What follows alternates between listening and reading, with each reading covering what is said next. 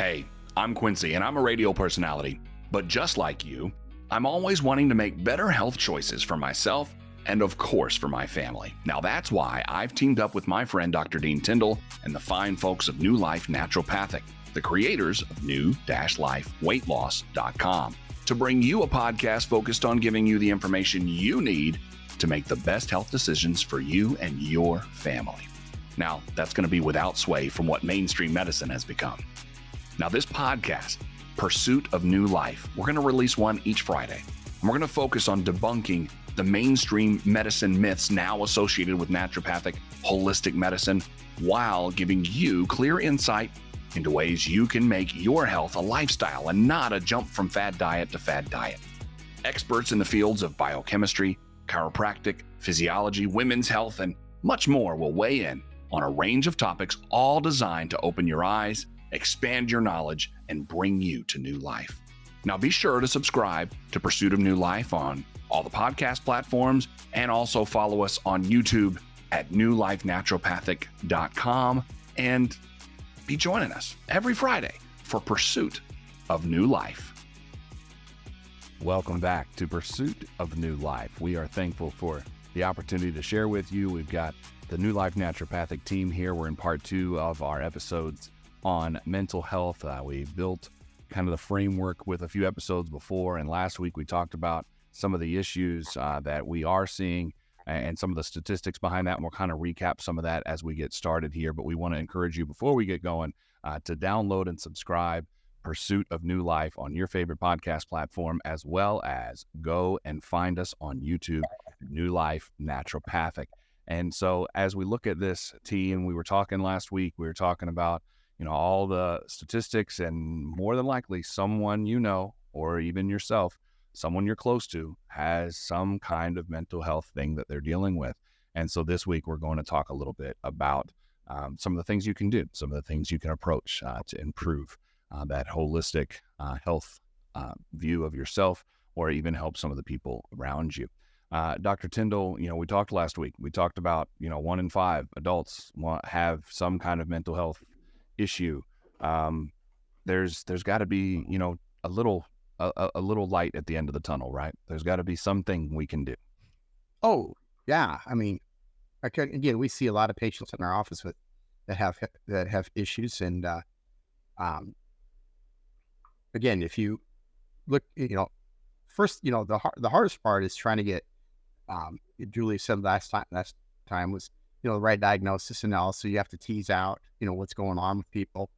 And then, we have some people that we do some mental health. We have some counselors that we work with that we do refer people to. But we do a little bit of, and I tell patients, I'm not a psychiatrist or psychologist, but there's things that you can do. There's different exercises, things you can do at home to help yourself. There's simple activities that you can do that really helps yourself out. Stress management, eating healthy, proper supplementation, brain support, exercise. Exercise is a huge one. So there's a bunch of different things that we do with patients to get them to where we can get them doing better, healthier. And then if they're also using pharmacological stuff that, as we tell patients, monitor yourselves, talk to your doctors, as you get better, as you feel better, talk to doctors, because, pharmaceutical drugs, most of them you absolutely cannot go cold turkey off. You have to titrate off them with the advice of your doctor. And I tell them too, I always tell them also to talk to your pharmacist. That's the one you really, really want to talk to. As if you're trying to on these meds, you want to titrate off of them, have your doctor manage them, have your pharmacist, because, once you start messing with that brain chemistry, and it's a nightmare kind of getting things, rebalanced back out, and getting off some of these drugs again, because we talked about the drugs have their own side effects.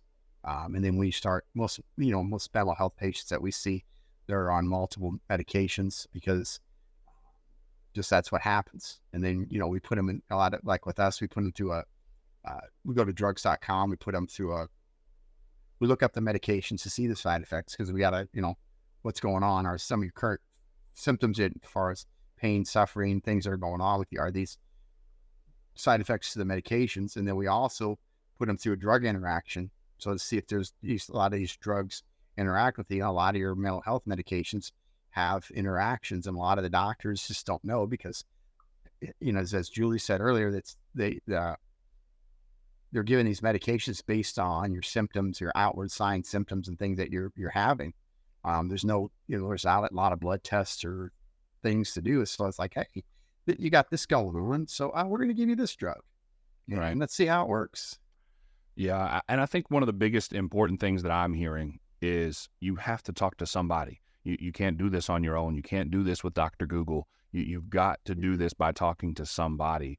And Dr. Stuber, we were talking after last week about some of the things that happens with the testing with medical doctors. They've got, like a 3-point test that if you get one wrong, you're depressed or whatever. There's a lot of other things that can contribute to your mental health that you have to be aware of, and you have to talk to somebody that is a professional to help you understand that, right?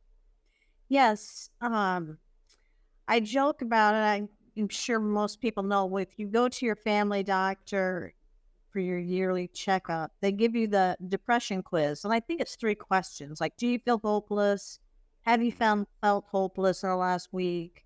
Have you wanted to harm yourself or others? And then if any of those answers are yes, then, oh my gosh, you scored on the clinical depression study. And I am not sure what happens to you after that, but it's just, it's such a minimal screen. And it's what I call the CYA screen, because God forbid somebody goes out and tries to kill themselves, even though one doesn't seem to equate to the other to me. So I try to explain to patients that mental illness and mental health, remember, it is your nervous system. There's a stigma against mental health because people associate it with craziness, like, oh, I act crazy or this or that. But it's not. It's about functionality. How can you function in the life that you have? How do you relate to others, and how do they relate to you? And so, if you had a problem with your colon or a problem with your heart, you most certainly would go get it taken care of. So how we look at things, because really the focus, especially Dr. Tyndall and I work chiropractors. So, the nervous system is our life. That's what we do. So without your nervous system working properly, nothing works right. So there are many things in the body that can mimic mental illness or an imbalance in your brain, in your central nervous system. There's thyroid disease, diabetes can mimic mood disorders, adrenal fatigue. There's thousands. Dr. Tyndall can go into that more. Well, and speaking of chiropractic, I've gone through, which is how I met Dr. Tyndall in the first place, many back issues. And there are times if you're in several levels of pain, that impacts your mental health too. Well, of course, it burns you out. It burns out your circuits. Like, we are an electrically charged being. Our body runs positive, negative charge electricity. So your nervous system, if you can't, the electricity doesn't flow, the light is not on, nobody's home. Literally. So you need adequate, what we do is you got to sort through all that. You have to take what someone tells you, what we call the symptomatology, the subjective part. Then we have to look objectively, like, okay, well, what do we see medically? What do we see scientifically? We have DNA testing, we have blood testing, saliva testing, hair analysis. We'll look at physiology, and then come to a conclusion, what we call a diagnosis. And one thing, too, about mental illness, and really pretty much all illnesses, people need to remember they are dynamic. They change. Okay, so you go in, you have a problem. Okay, we diagnose this. Now we're going to treat this. Well, you treat it so things will change. Ideally, things will heal, and you move on from there by taking the best care of yourself. But mental health, because again, it can be very dangerous. It has to be managed. So it is imperative that you get the best diagnosis you can, and you work with the right team. Mental health professionals, physiologists, we do natural health, we all work together, but then you have to maintain it. And as situations evolve externally, we change internally as we age. All that has to be monitored. So I guess what I'm trying to really stress is it needs to be a priority in your life. I mean, your mind, your central nervous system, it's just the most important thing we have. Yeah, that's a very good point. Miriam, last week you gave some of your story and you talked about how, as a culture, the stigma kind of keeps us from talking about it. Can you kind of give some advice or some hope to some people that are listening right now? Like maybe they're thinking in their head, okay, I know I have this, I'm trying to figure out, I need to go talk to someone. Can you give some advice or some hope to that person of how they can overcome even just the fear of talking about it in the first place? Yes, absolutely. So yes, just as Dr. Stuber was explaining, we are very dynamic and, every person's different. And just like with any physical ailments or diseases, we need to treat mental health just as seriously, if not more seriously, because if undiagnosed, we are a lot of the time we're bottling up all of these emotions, and there is so much negativity out there in the more negative news and negative information that we keep putting out and putting into our brains, the more it's going to bring us down. And a lot of people end up kind of just bottling that in, thinking, oh, there's nothing wrong, or just not even acknowledging that there is anything. Just like the saying goes, the first step to fixing something is to realize that you have a problem. And with mental health, that's, a little harder. It's not as direct. It's not like getting sick, you start sneezing and, it's a little more complicated than that, just because of how vague it can be. Yeah. And I think, it's really important that, as soon as we start feeling a lot of those negative emotions, the sooner we get help, the better. Because, I mean, the longer we wait, the more drastic the effects can be, both short and term. But also, if untreated or if undiagnosed, a lot of our mental health issues can lead to suicide. And, a lot of people kind of assume, oh, that's not going to happen to me, or that's not going to happen to anyone else I know, everyone I know is fine, and then you kind of ignore those problems, and then they kind of just keep accumulating over time. Yeah. And, until someone kind of reaches their boiling point, or their kind of, what I want to say, their end point. And that can actually be extremely dangerous. And that's how a lot of suicide happens is, we feel like we're unheard, or we feel Right. like we don't have a safe outlet.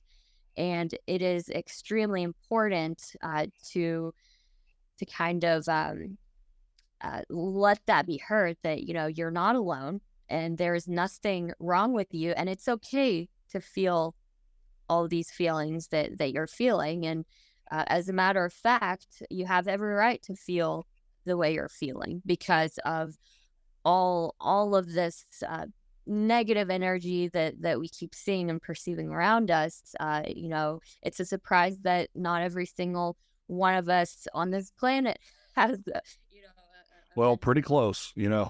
We talked last week about it being 1 in 5. So ability. The numbers are definitely going up. yeah. It's now that we have more methods of diagnosing and treating these issues. So, Yeah. Well, speaking of diagnosing and treating these issues, Dr. Tyndall, we talked about DNA testing not that long ago. How does that impact mental health? Because you think about DNA testing telling you if you've got a chance to have obesity, or a chance to have any other plethora of things, but we don't tend to think of how that indicates mental health issues that we're talking about. Yeah, on the DNA testing, that's one of the sections, and there's actually on mental health. So it helps because it's back to physiology. How is my body processing different nutrients? How my body processing different things? A lot of us, one of the things that I'm reading, because I read a lot of stuff, and I read a lot of stuff that's outside unorthodox because I like to hear both sides of the story and information, because I try to make decisions based on information.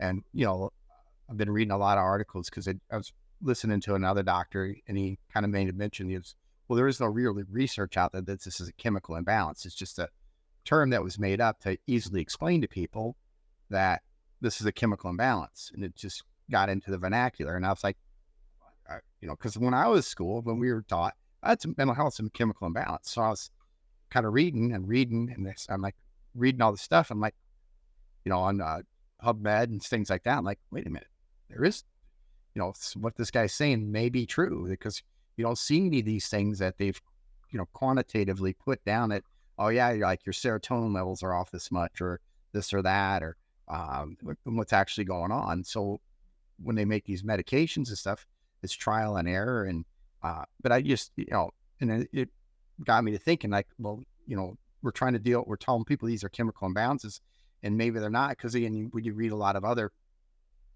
people's stuff, like trying to think of, she's a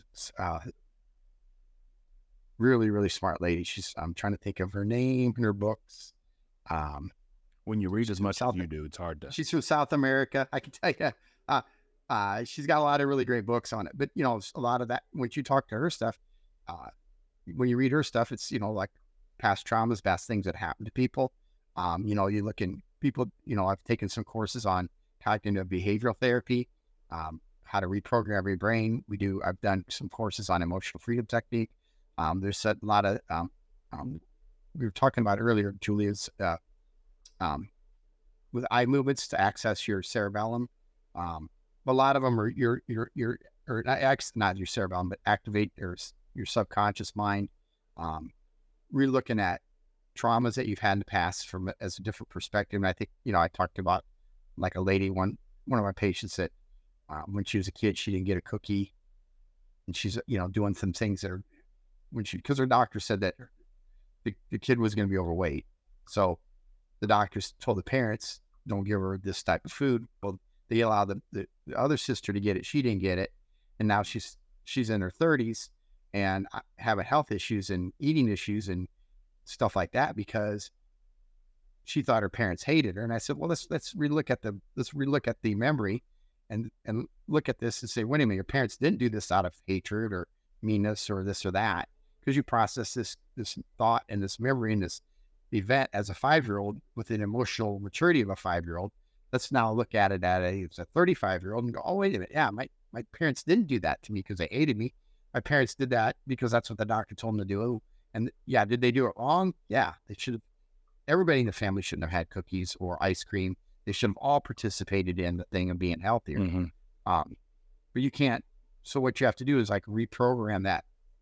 How do I reprocess that thought and say, why am I using this as a excuse to create, health issues and problems with my life? It gets complicated.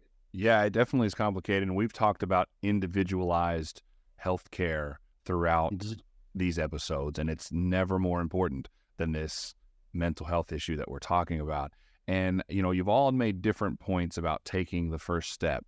Dr. Stuber, in the clinic, when you're talking to someone, it's never a, A to B straight line when it comes to mental health.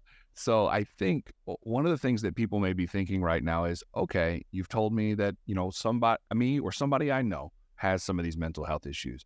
We've heard from Miriam about, hey, talk to somebody.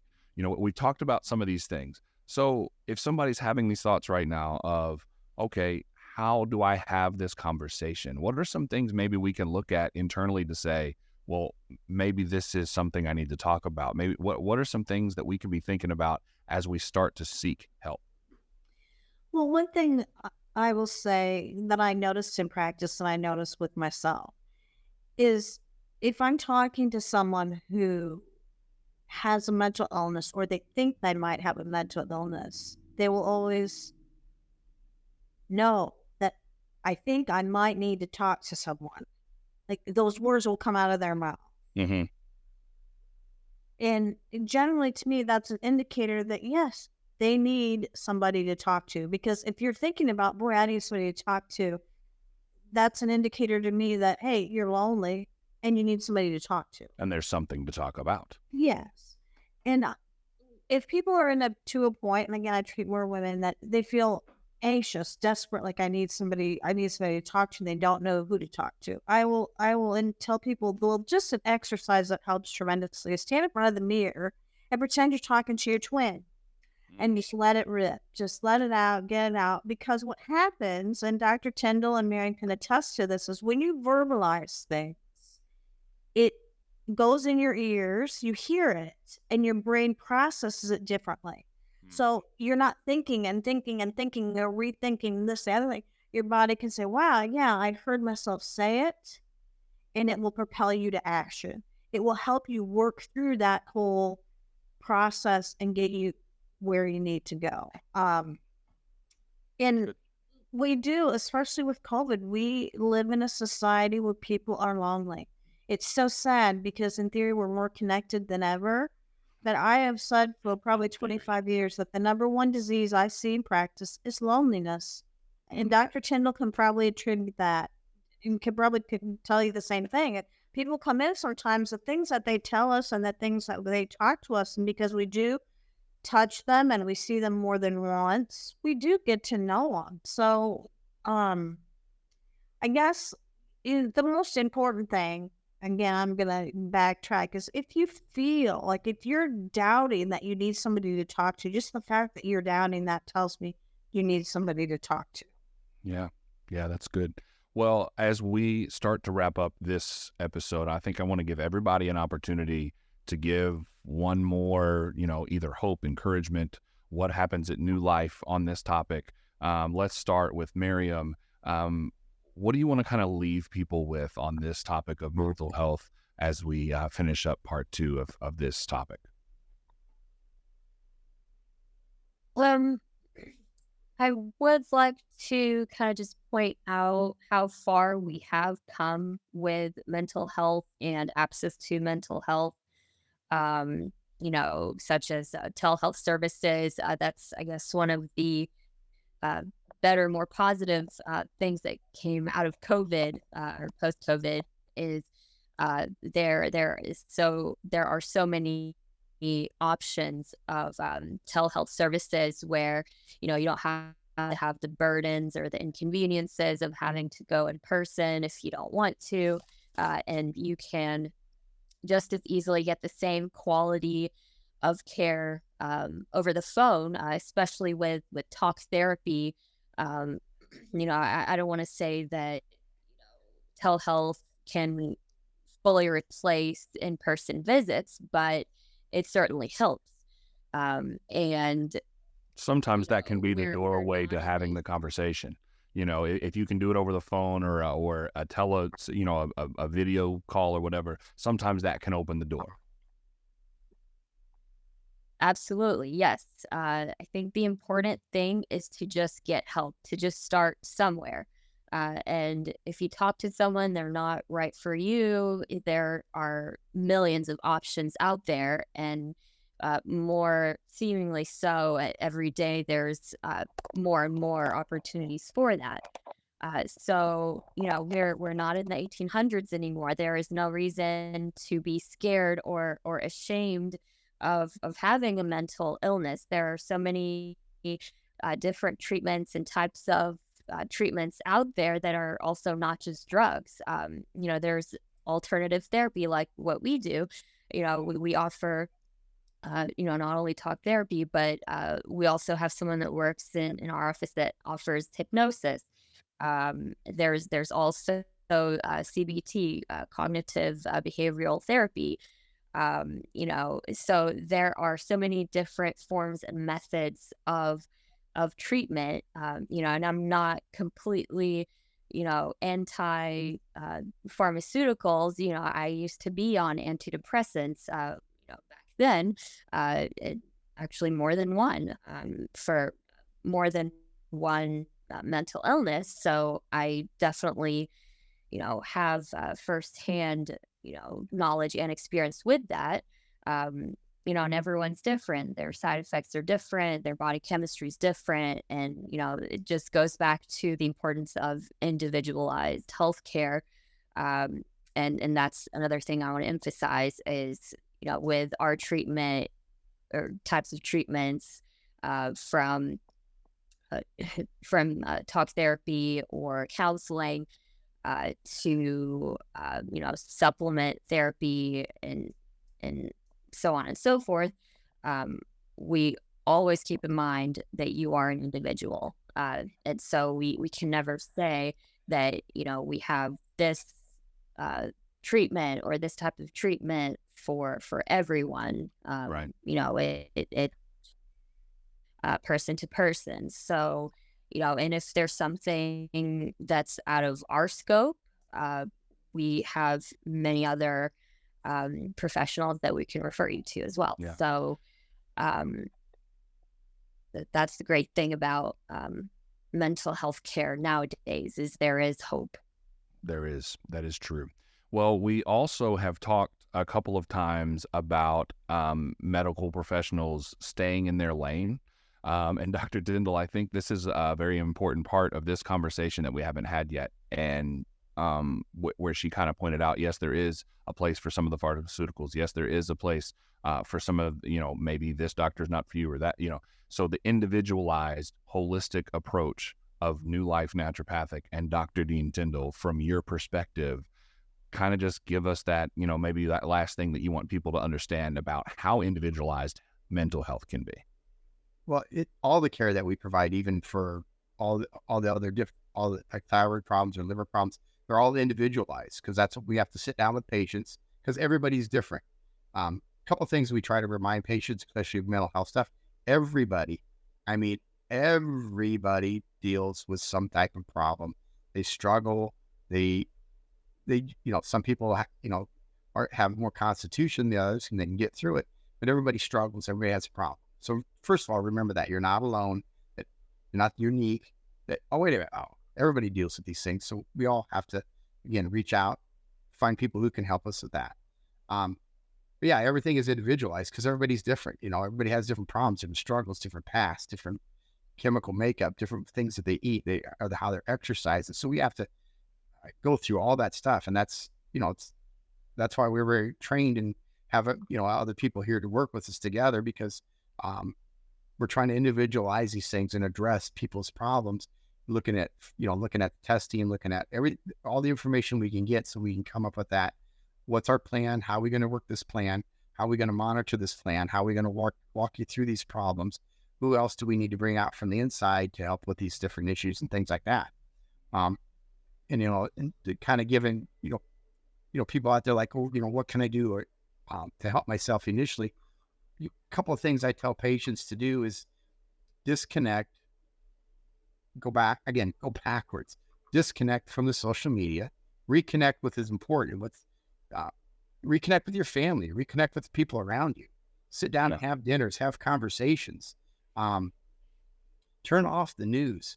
I tell people, everybody asks me, do you watch the news? I go, I do not watch the news. I stopped watching the news 20 some years ago. I read my news and I usually read from two or three different sources because I always remember at the very top of my mind, because Miriam was talking about this, the negativity out there.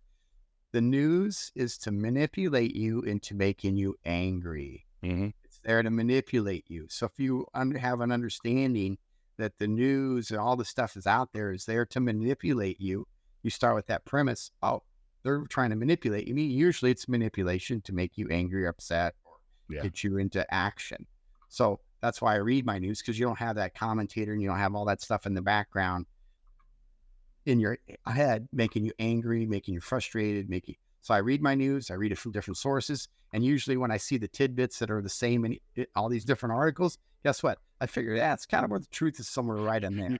On the thread. That's right. That's why I read. That's why I don't mind reading stuff that's, oh, don't read that. That's terrible. Don't read that. Well, why not? So I'm going to read this stuff, especially when it comes to health stuff. I read stuff that's out there that people think it's crazy. And guess what? Some of it's not so crazy. Especially when you start to understand the physiology. The reason they tell you that it's crazy is because, well, it doesn't go with the orthodox and what we believe, that how we should do things. So again, I like reading that stuff. I like reading across the board. But yeah, different things that you could help yourself disconnect from the news, reconnect with your family, focus on the important things. People ask me all the time. I tell them, I said, well, we have it backwards in the society. We worry about people who we don't know because we put on our clothes and our makeup and our jewelry and our cars and how we walk, how we talk. And we're worried about what some stranger thinks about us. But when we go home to someone that we love and we're around, we're crabby, we're nasty to them, where we think that they can do, and, I tell people, I focus on the people who want to be in my life, and I don't really care about the people who don't want to be in my life. That's a great approach right there. And then, I try to, for example, I try to exercise. I make my life inconvenient. My office is in my basement. I run up and down these steps. I probably do 80 to 100 flights of stairs a day with patients.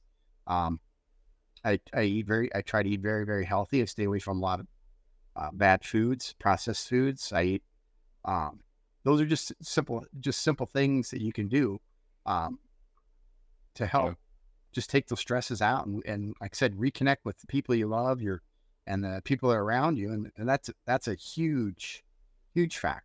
And it all starts with at least one step. And as Dr. Stuber pointed out so well, if you're thinking about that you need to have one of these kind of conversations or having doubts about having these conversations, you need to have the conversation. And New Life Naturopathic team is definitely here to help. You can check out newlifenaturopathic.com. You can also, as you've seen on the screen, if you watch on YouTube, you can email us at contact newlifenaturopathic@gmail.com, and you can ask questions. We'll get back to you. A lot of ways that you can reach out and be part of this team and find an approach that works for you. Well, it feels like 2 episodes is not enough for mental health. I'm sure that we'll end up talking about it again at some point down the line. But I think we covered some good ground. And I think the biggest thing is conversations can be had. There are people that are willing to listen, and make sure that you have the conversation and get back to some of those dinner table opportunities to spend time with people that are already in your life and have these conversations as well. Well, one of the conversations we like to have with you every week is to remind you to subscribe and download and all of that good stuff on your favorite podcast platform. That would be Pursuit of New Life. And then it would also, of course, on YouTube be New Life Naturopathic. So team, great information as always. Thank you for being transparent.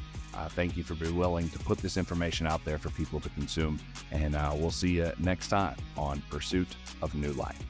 Thanks, Quincy. Thank you.